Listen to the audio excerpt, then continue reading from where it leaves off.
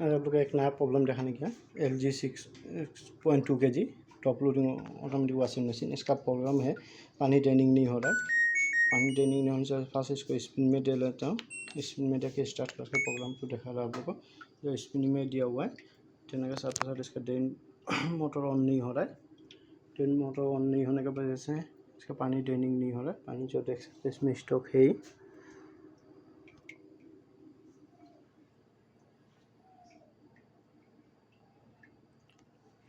पानी स्टॉक ज़रा अभी स्पिनिंग होने से ड्रेनिंग होगा। स्पिन में देने का साथ साथ ड्रेन होना चाहिए, लेकिन पानी ड्रेनिंग नहीं हो रहा है। तो इसे ड्रेन मोटर को चेक करना पड़ेगा। उसको दूसरा कुछ प्रॉब्लम एरर आ रहा है कि नहीं, वही चेक कर लेता हूँ।